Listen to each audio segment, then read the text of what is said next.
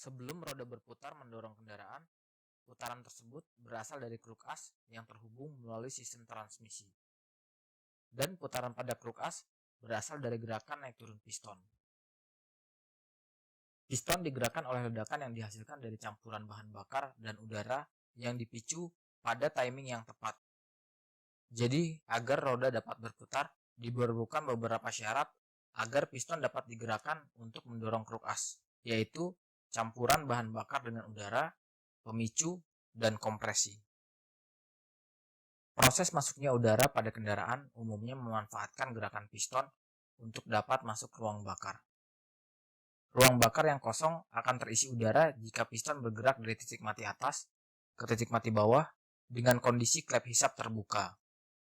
Udara akan mengalir dari atmosfer ke ruang bakar yang tekanannya lebih rendah. Pada mesin bensin, udara dapat dicampur dengan bahan bakar sebelum masuk ke ruang bakar atau langsung di ruang bakar. Pada mesin diesel, bahan bakar akan dicampur langsung ke ruang bakar dengan menggunakan injektor. Jumlah bahan bakar yang dicampur dengan udara tidak boleh kurang dari batas tertentu agar pembakarannya tetap dapat mendorong piston. Dan juga tidak boleh melebihi batas stoikiometriknya, karena membuat bahan bakar terbuang percuma tanpa mengalami pembakaran. Stoikiometri adalah hubungan kuantitatif antara bahan-bahan kimia yang bereaksi dengan hasil akhirnya. Mesin bensin memiliki perbandingan stoikiometrik ideal 14,7:1, yang artinya 14,7 minimal massa udara harus dicampur agar satu massa bahan bakar dapat bereaksi secara sempurna. Pengaturan campuran ini dilakukan oleh ECU dengan mempertimbangkan berbagai faktor. Atau pada mesin karburator, pengaturannya dilakukan secara manual. Lalu, agar dapat terjadi ledakan, diperlukan kompresi pada campuran udara dan bahan bakar. Jika tidak ada kompresi, yang terjadi hanya pembakaran tanpa tekanan. Pembakaran tersebut tidak akan mampu mendorong piston ke titik mati bawah. Rasio kompresi mesin bensin berkisar antara 1:8 hingga 1:14. Dan yang terakhir adalah pemicu. Dalam mesin bensin, pemicu berupa lompatan listrik bertegangan tinggi pada busi. Listrik ini berasal dari gerakan magnet yang menginduksi gulungan kabel. Pada mobil disebut alternator, sedangkan pada sepeda motor disebut spool. Namun keduanya memiliki prinsip kerja yang sama meskipun bentuknya terlihat berbeda. Percikan ini harus terjadi pada saat yang tepat agar terbentuk ledakan. Sebelum listrik masuk ke busi, listrik tersebut terlebih dahulu ditimbun di kapasitor yang berada pada ECU atau CDI. Lalu ECU akan melepaskan listrik tersebut jika posisi piston sudah berada tepat sebelum langkah pembakaran. Posisi piston tersebut dipantau melalui sebuah benjolan pada magnet.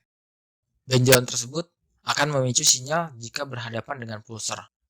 Sinyal tersebut akan dikirim ke CDI untuk melepaskan timbunan listrik menuju koil untuk dilipat gandakan tegangannya sebelum masuk ke busi. Atau jika menggunakan ECU, input sinyal akan digunakan untuk mempertimbangkan sudut pengapian yang paling tepat berdasarkan berbagai macam kondisi.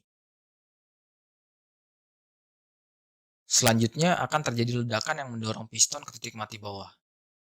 Gerakan hasil ledakan ini akan disimpan sebagian pada komponen-komponen yang berfungsi sebagai massa flywheel. Gerakan ini disimpan dalam bentuk momentum untuk menggerakkan kembali piston ketika melakukan langkah buang, hisap, dan tekan. Jadi agar mesin dapat menyala secara terus-menerus, keempat hal ini yaitu bahan bakar, udara, pemicu, dan kompresi harus terjadi bersamaan. Untuk memulai mesin agar dapat menyala, hal yang paling penting adalah dengan menggerakkan kruk as. Kruk as yang berputar juga akan menggerakkan magnet untuk menginduksi gulungan kabel atau spool agar menghasilkan listrik.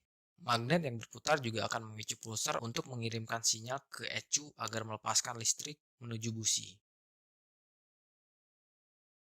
Untuk dapat memutar kruk as dapat dilakukan secara manual, misalnya dengan menggunakan kickstarter atau mendorong kendaraan. Bisa juga dilakukan dengan menggunakan bantuan dinamo starter. Jadi jika kendaraan tidak dapat menyala, salah satu dari keempat hal inilah yang dapat diperiksa secara bergantian. Sekian dulu videonya, semoga waktu Anda bermanfaat. Jangan lupa untuk komen jika ada yang salah.